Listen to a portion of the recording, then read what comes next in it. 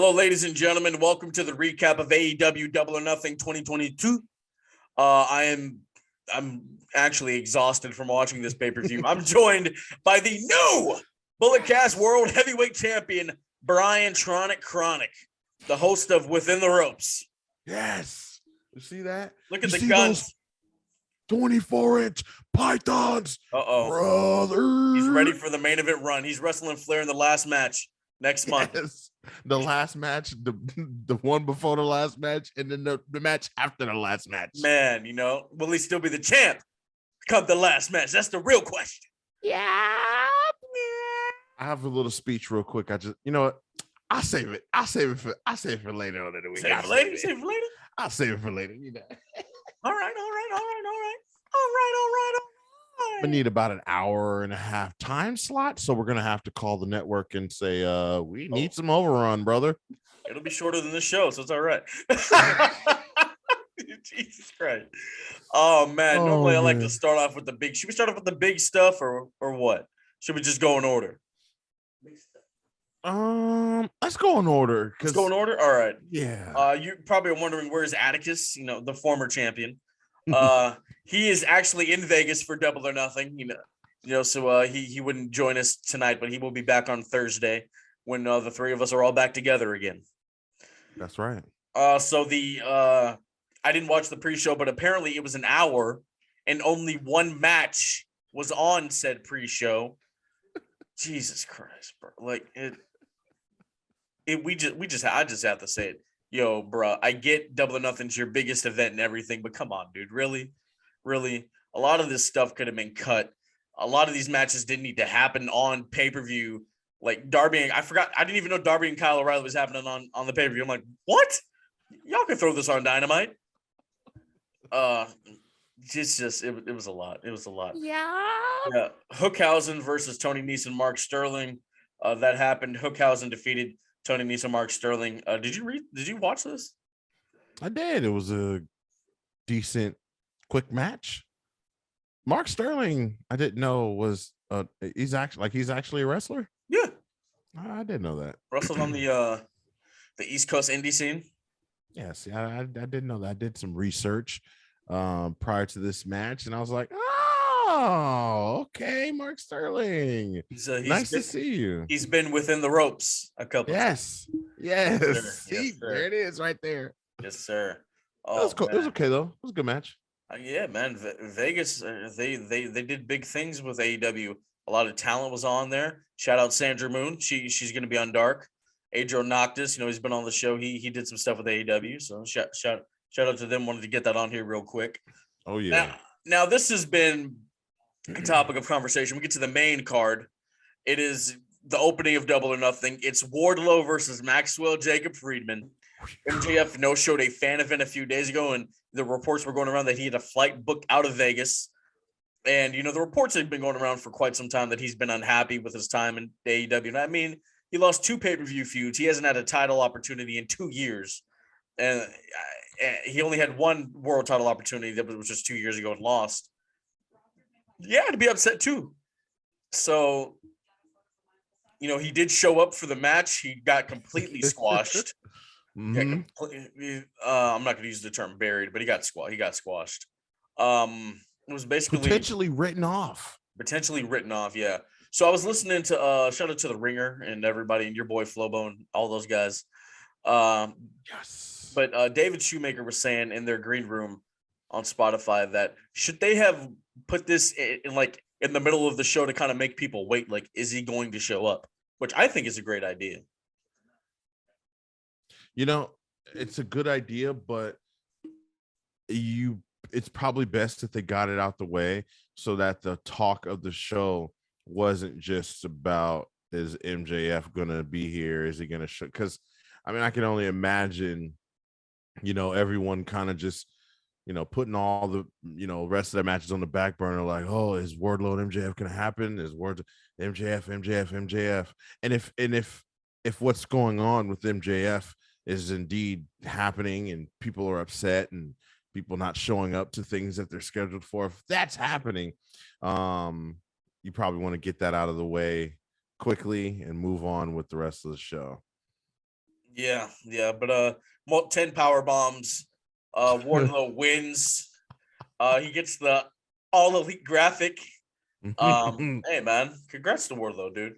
They called him Leviathan, so the reference to Batista on commentary. I think Wardlow winning the match is great. It's just I would have loved to see more of a match. Yeah, because I mean, circumstances are horrible. MJF is within them ropes. He's nice. He is nice. I know. Yeah, no. Like people don't talk about it enough. Within them ropes, that boy is sneaky nice. Sneaky. Yeah. He's even better outside the. Okay, never mind. I was about to say, what are we doing? What are we doing? But yeah, I mean, the story is over. It wasn't because when I pictured this years ago, it wasn't the pop that I thought it would be. Mm-hmm. You know, for him to. I mean, the crowd was obviously they were loud because it was fresh. It was like the second thing they saw, but like they weren't like as loud as I thought they would have been. Like when Batista put Triple H through the table and chose him for WrestleMania. You know what I mean? Yeah. Yeah. And you know what? For both of them, Wardlow and MJF, this wasn't the payoff that I think everybody wanted and thought. It just and I don't know. The MJF news, like I said on Twitter, all the MJF news kind of just took the attention away from this match for me. Yeah. It sucks. I knew they should have stayed together. I knew MJF should have become champion, and this should have been a title match. It should have been Wardlow versus MJF for the AEW championship. That's how it should have. That's how it should have happened. That would have been something, man. That would have been something. Moving on, we're gonna go the Young Bucks versus the Hardys. The Hardys, they have their actual music, they have their names. Isn't it great? It is great. So the Young Bucks made a big deal that they were undefeated at Double or Nothing. I was at the first one. You always remember your first. And the Young Bucks have always delivered at Double or Nothing. They deliver all the time, but you know what I mean. Jeff got hurt at some point in time during this thing. He hit his head, and he's older, so it's going to be slower. But it just him getting hurt did not help. I was very worried about Jeff and Matt. I mean, more so Jeff than Matt. Jeff looked off. Matt looked off. They just looked like 5 steps behind the Young Bucks. And it's funny because me and my kids were doing a debate. We were like, all right, who do you think is going to win this match? Like who? And I was like, well, the Young Bucks are kind of still going, and they're going at a really good pace, right? They're not slowing up as much as the Hardys have. I mean, the Hardys have put a bunch of work in over the years. They've done a bunch of damage to their bodies. So, of course, the Hardys aren't going to be as fresh as they'd like to be. But Jeff, I mean, his boot came undone, or it looked like it came undone out of his pants.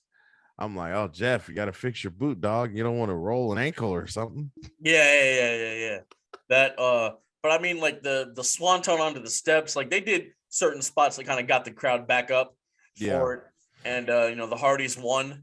Those swantons looked pretty good tonight, despite, Jeff being hurt and all.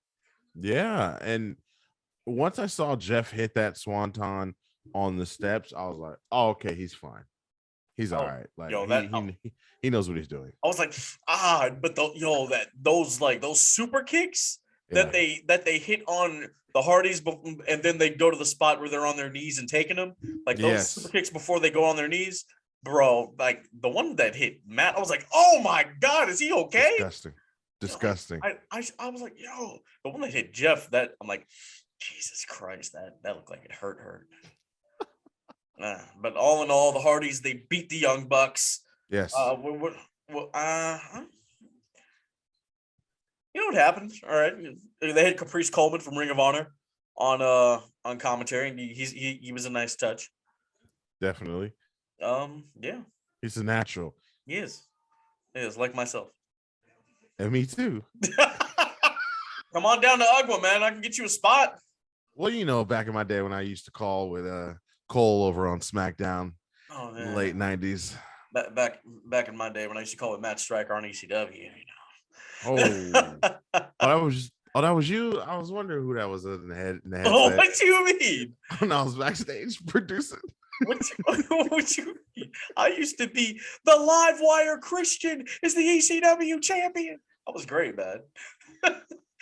Moving on from Fun that. times. Yes, the TBS championship. Jade Cargill. Jaded. Hell of an entrance. Hell of an entrance. She looks like a star. She feels like a star. She goes up against Anna Jay. Now look. I love Jade. I'm a huge fan. Love Anna Jay, Dark Order, all the things. Alan Angels made me an honorary one. Yes, sir. Look. These two women combined have maybe a year and a half of experience or two. Mm-hmm. You don't put them in there with each other, or if you do, you make it quick, fast, and easy. I mean, Yep. Kiera Hogan and Red Velvet got involved. Smart Mark Sterling got involved. Stokely Hathaway showed up, which actually saved this for me. I was like, oh thank God. I was like, oh thank God, something. And then, Athena showed up and all this other nonsense, and they had so many black people in one segment. That's history for AEW. It was pretty good. I enjoyed it. Jade Cargill Retained. she retained, and she should never go up against Anna Jay or someone of the likes of Anna Jay in regards to just how I don't want to say she's not good, but they just don't mix well. The chemistry's not there. And like Jade and Anna Jay, like people who have only been in the business for like a year or two, they should be in the ring with people who have far more experience. Yes. Who have done this for years and quite some time. You know what I mean? Yes. And so it was a little underwhelming to watch at times. Like, I know it's tough. Like, it's hard to watch a match where you're seeing them call spots and you're waiting around and they're moving and you see them going, go over there. That happened several times throughout the night in several matches. And so it's a little annoying, but it makes you think about those camera cuts. Okay. In WWE, they're annoying sometimes, but hey, at least you don't see a lot of the stuff that you're not supposed to see. Yeah, there's a reason why Kevin Dunn cuts all the time. Yeah. Yes. TK, take notes. So the House of Black versus Death Triangle. This match does not need to be on pay-per-view. Huh? Bro, I mean, okay. You got to really think about it, man. Could have done a big dining, or if you're gonna put it on pay-per-view, they could have been on the pre-show. Okay, so I thought that up to this point, maybe not, maybe just okay. I feel like this was the best match. Oh no, the match was great. Like, it was very good. I don't like it. How do I want to put this? Like, I'm gonna give it a B plus. Like, I thought that's how good it was. Okay. It was all over the place. Yeah, but it was a good kind of all over the place at times. The part where Penta, he hit, I don't know what it's called, the dang destroyer on the apron. Oh yeah, that was tight. And then Phoenix had like, it was just weird. It was like, oh my god, that's such a great match. And then Phoenix like elevated and jumped super high, did some crazy shit off the apron, but then like landed on his feet and like didn't really do much. And then it was some moments in this match where I was like, oh my god, this is crazy. And it was just like, oh, like Brody King, like I hope his back is okay. Oh yeah, from the Tope con Hilo. Yo, shout out to. Have you ever seen him in person? Yeah. No. Yeah, that's a big boy, man. So he looks like a big boy. I do hope he's all right, man. But yeah, man, if you could have, I mean, the match was good, so it gave you a pay-per-view worthy vibe based on the work rate of the guys. But I'm still like, you could have thrown this on a Dynamite or Rampage. The Owen Hart Foundation tournament final for the men. Samoa Joe versus Adam Cole, baby. You know what's all about the boom. You know what's all about the boom. Oh, baby. Adam Cole with the pink and black attack. Yes, he defeated Samoa Joe. He won the men's tournament. Bobby Fish got involved a little bit. First time ever was good. You see, obviously the tournament final, that's okay to be on the pay-per-view and stuff like that. My thing is we're constructing a pay-per-view. Your 2 world titles, your men and your women, the tag, whatever, one of the other singles championships, either the men or the women. So that's 4 matches. Mm-hmm. And let's say we're doing a tournament final. Okay, that's 6, 7, and then you have a heat feud like the Jericho Appreciation Society and BCC. I'd say go 8 matches and call it a day, bro. Yeah. You know what I mean? Yeah. I mean, when I look back, 13 matches is a lot. 13 matches is a lot. I mean, the Foundation, Owen Hart Foundation tournament finals, men's and women's, I'm okay with it being on the pay-per-view. But if you have a need for all these other matches to be on the card, then I would say that you could have also saved this for Dynamite or Rampage. No, absolutely. But Cole and Samoa Joe was a good match. Samoa Joe looked a little slow. It is what it is. Adam Cole. I'm surprised to not see Jay Lethal and the big guy. Kali Jr. Yeah, at all. Satnam Singh, I think that's his name. Yeah, that was Sanjay, they should have interfered. Yeah. Yeah, the Fish was there, but it was just weird. It was weird. But once Cole picked up the victory, you already know who is going to win the next match. Yes. Dr. Britt Baker, DMD versus Ruby. So shout out to Lance Fredericks from Rancid. He played her out. Rancid played her out. Homie Rich from Fozzy was shredding for Baker, bro. He looked like he was having a good time, and it sounded good. Yeah, you got to go to a Fozzy concert, bro. That dude can play that guitar. Oh yeah, I was backstage. Yeah, sure. All right, buddy. Jericho. I'm a wizard, baby. He gave me the clearance to do that, so it's all right. Yo.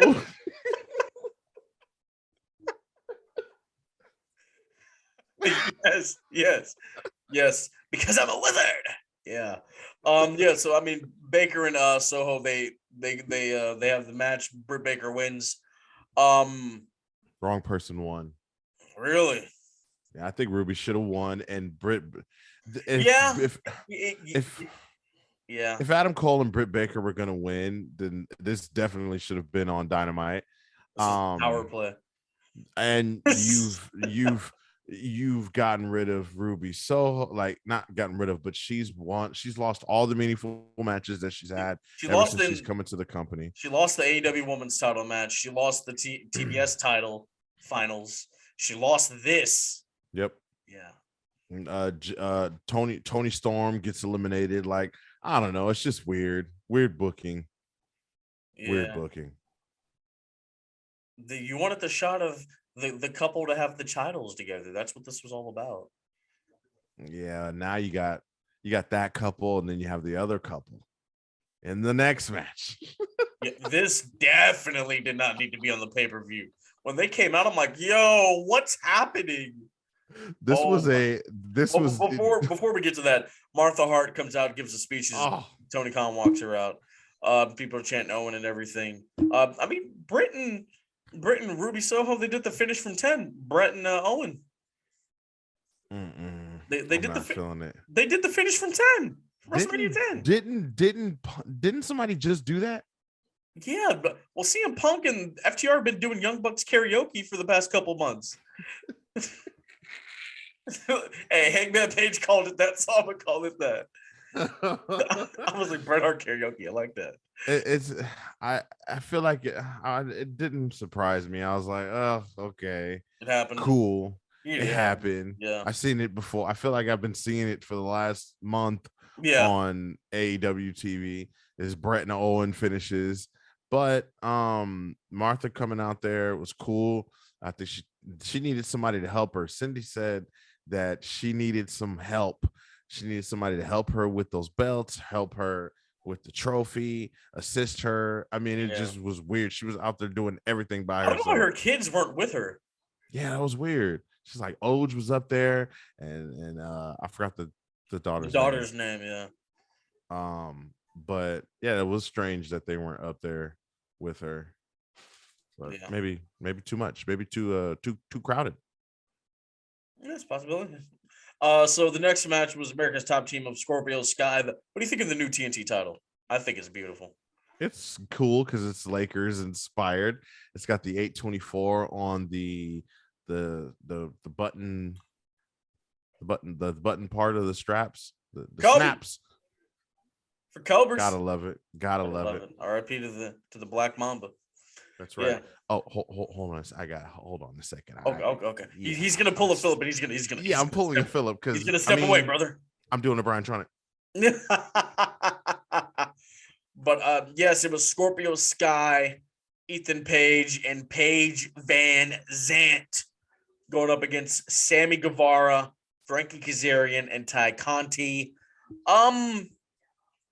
Like I said, this definitely did not deserve to be on the pay-per-view. I know you're gonna be like, well, who are you to say that?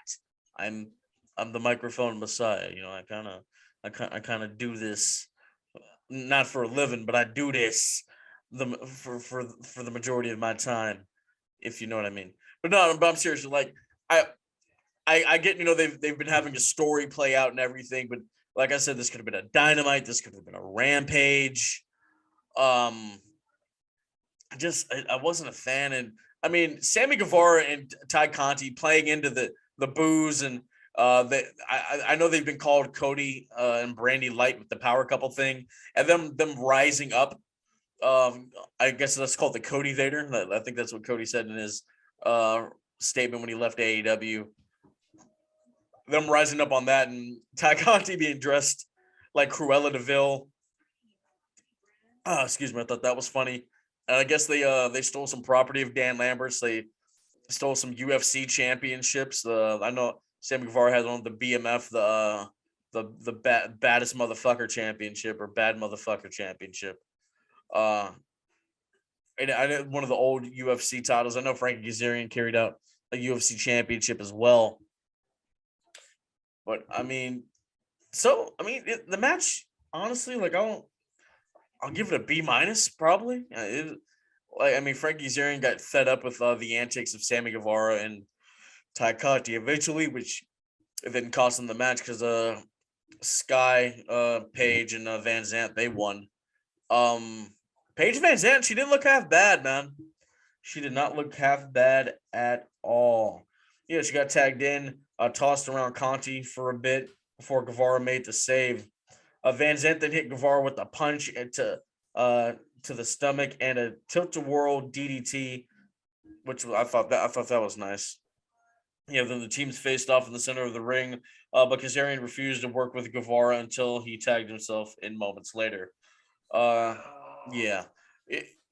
So I mean, American Top Team, they were all about to they did gang up on Ty Conti and Sammy Guevara. Kazarian's like, no, you guys are on your own, bro. Like, Jesus Christ. Brian Tronic has returned. I've been rambling about this Ty Conti and everybody else match. Thoughts on the in-ring debut of Paige Van Zant? Horrible. Really? Absolutely horrible. I mean, she had like a little spots, and they weren't terrible. Like that, like the little Hurricanrana DDT or the Tilt-a-Whirl DDT. I thought she did that pretty well. I don't know what say you, but I thought she did that pretty nicely. That was okay, but I feel like most of that move is up to your opponent anyways. The Like, one that's taking it. yeah, the one that's taking it does more of the work. I won't hold it. Look, Paige Van Zant, she just needs a little more work. Yeah. What are your thoughts of Sammy Guevara and Ty Conti rising up like Cody and Brandy? Cody Vader, bro.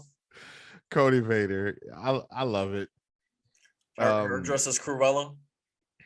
Yeah, it was good. Ty Conti was trying to talk and walk Paige Van Zant through this match.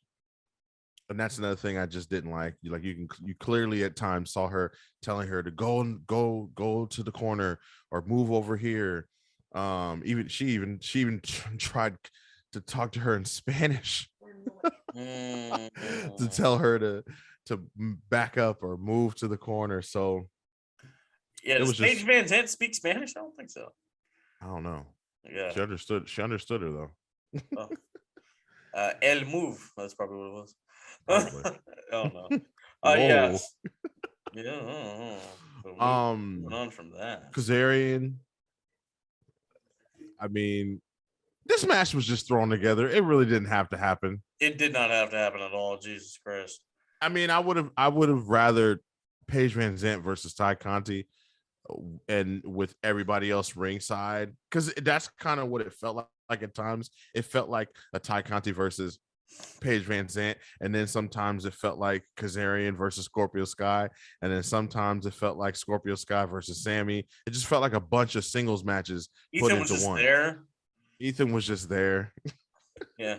Moving on from that, probably the actual shortest match on the show, Kyle O'Reilly versus Darby Allin. When they showed the matchup graphic, I'm like, yo, what the hell is this? Yeah. Why is this happening here? And I'm like, God, this show's gonna be forever. Excalibur says, added at the last minute, Kyle O'Reilly versus Darby Allin. Oh my God, dude. They didn't need to add anything else to this card, but it was a decent match. It was, yeah, because Darby took some punishment though. They worked a nice pace and it was quick. That's why Darby took some punishment. This is a rare Darby Allin loss, and he looked like he got punished, and that's very rare for Darby Allin. Absolutely. I'm gonna say this: the only time it's okay to have like 12 or 14 matches is like the old WrestleMania days, where each of them were like two or 4 minutes. You know what I mean? The longest match was like a Steamboat Savage or the main event. You know what I mean? Yeah, there was multiple matches either hitting or past the 20-minute mark on this card. Yeah, it was not the thing, not the move. And the crowd was dead for this. The AEW Women's World Championship match, Thunder Rosa versus the Professor, Serena Deeb. I thought Deeb should have won, my personal opinion. I thought Deeb should have won too. I see a lot of chatter on the internet, people saying that this was, very technical and it was a clinic. I don't think it was a clinic. Not a clinic. I barely paid attention. I'm gonna be honest with you, bro. It was an okay match, but it just wasn't. Honestly, I don't think they have very great chemistry. Serena Deeb didn't look like the Professor like she usually does. Who she just finished up with in the feud? It was Hikaru Shida.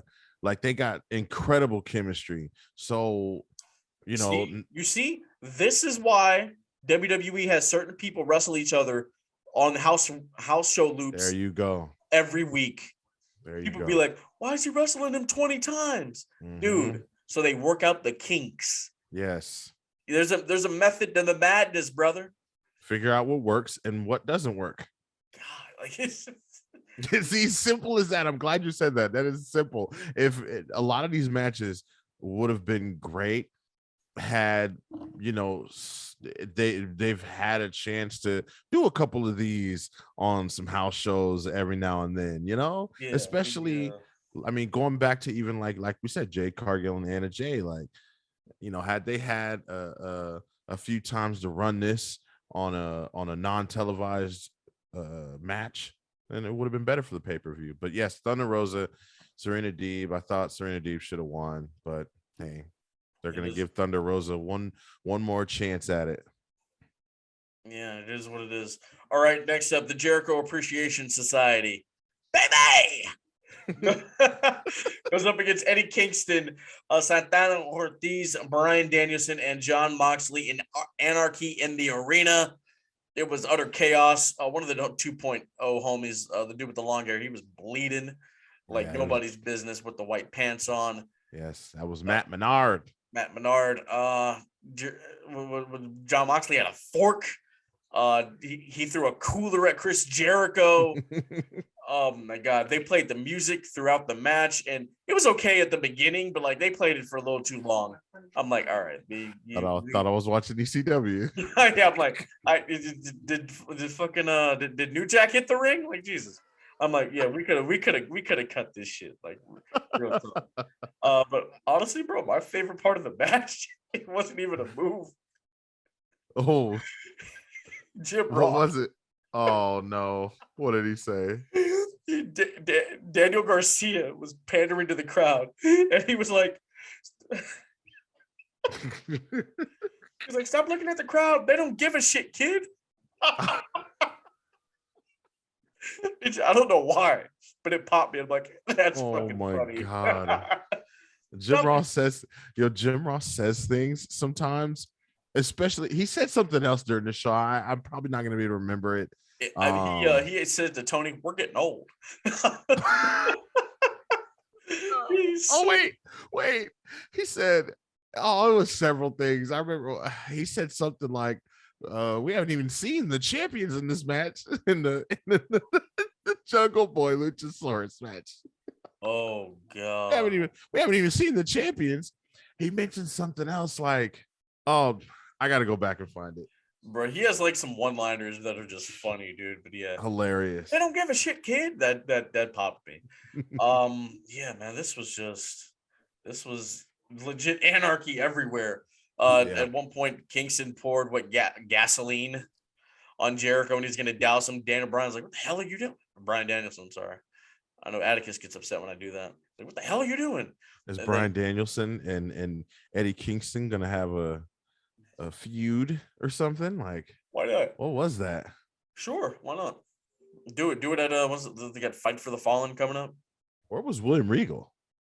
Yeah, where the hell was William Regal? Where was Wheeler Yuta? Yeah.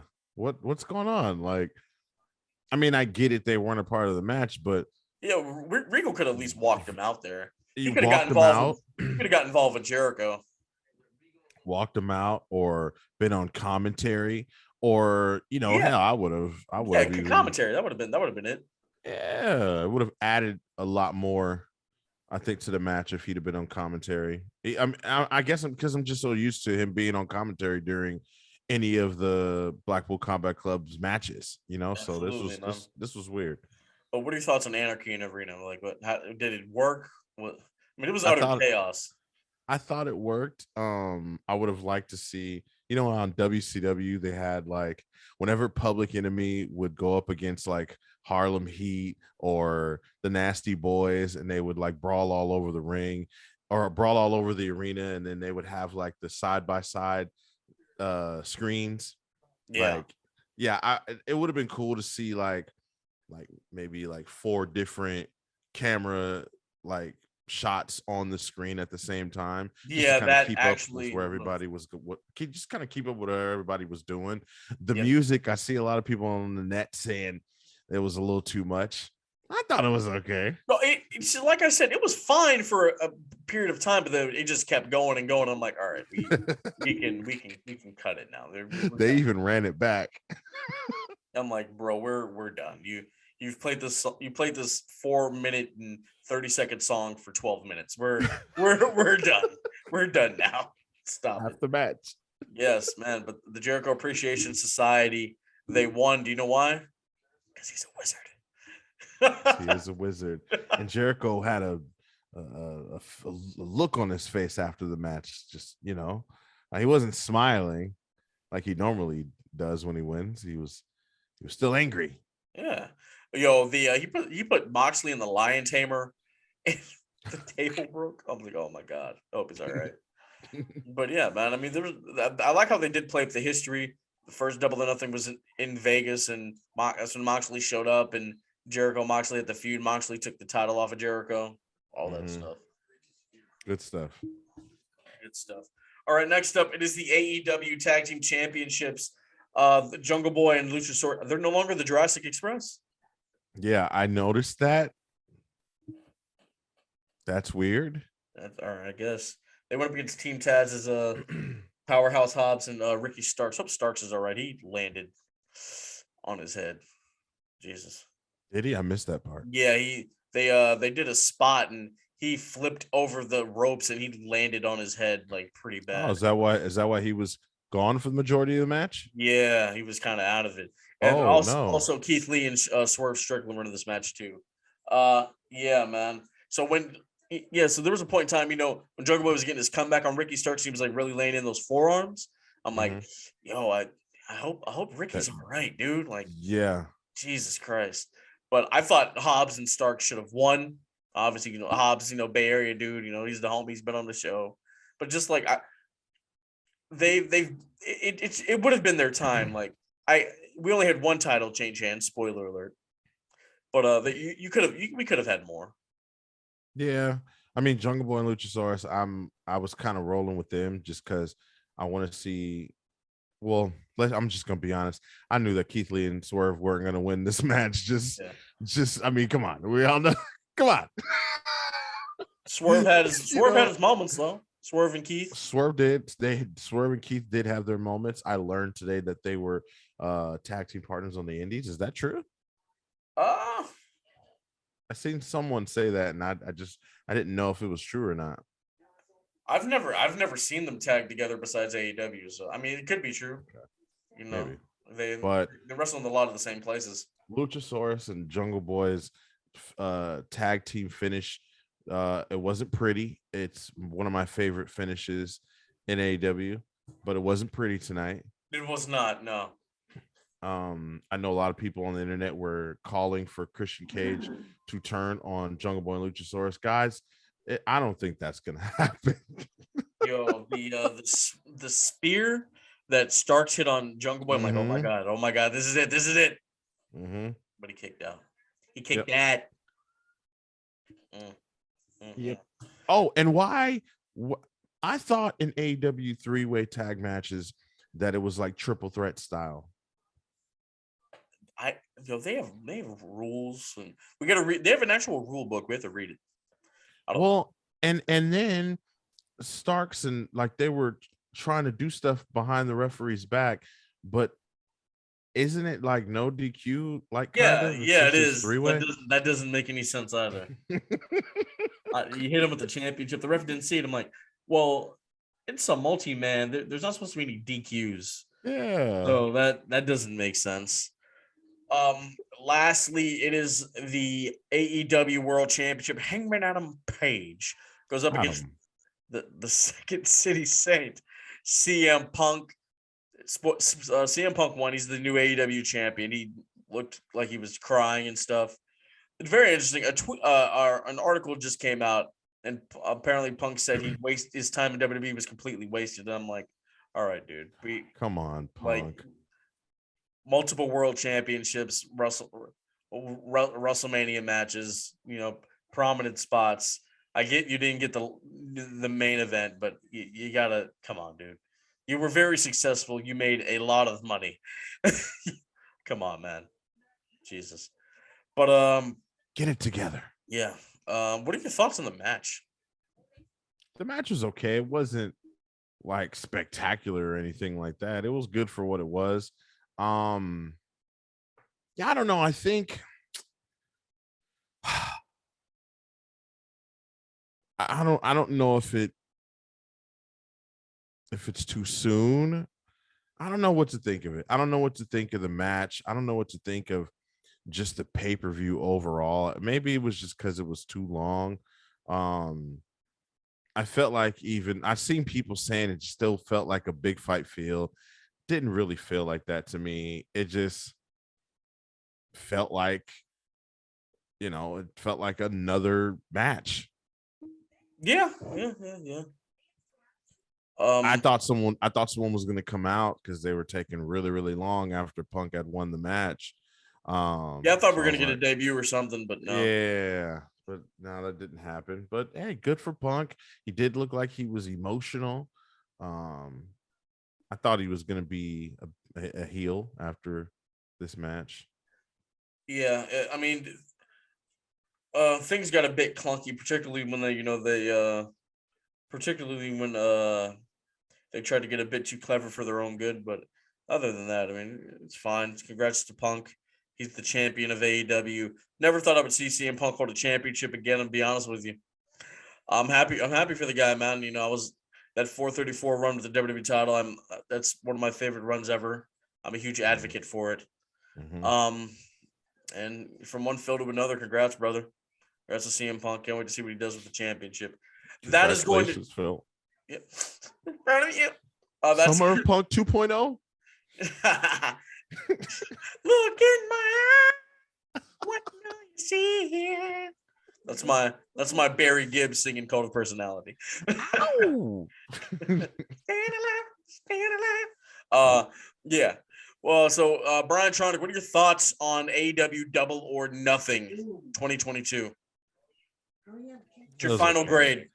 I give it a. Is this a number or letter? It's a letter. All right, I'm gonna give it a C plus. Oh, yeah. I'm right there with you, bro. It just my mom gave it a C too. Okay, it's just way too long, man. Like cut it down. There's a reason why takeovers were special, man. There were five matches. You were done. They didn't even go 3 hours long. No. You were done by like 2 hours and like 20 minutes. That's right. It just was not the case. Mm-hmm. Brian Tronic, we are done. When's Went Through the Ropes coming back? Oh man. The people want to know. Probably be in a few weeks or so, you know. A few weeks or so. Got things you have another life coming into this world. That's right. Baby coming. Yes. So we'll see what happens. And in the meantime, you can catch him on the ITK on In the Click. Yep. Shout out Baby Huey. He's at Bottle Rock. He met the Bella twins. Yeah. Baby Huey and the Bella. Oh. Shout out. Thank you guys so much. We will be back on Thursday. Atticus will join us again. Brian Tronic is the Bullet Cast champion of the world. Yes. I'm still taking a step back. We got a lot to talk about next week. We got to preview Hell in a Cell, and I'm most likely going to be dropping an interview before we get going on Thursday. Stay clean, stay strong, stay safe. Diamonds are forever. So is the microphone Messiah. Tronsaya. Just stick to Tron Casso, like please. Just let's not do any of that. Diamonds are forever. So was the microphone Messiah. Aye.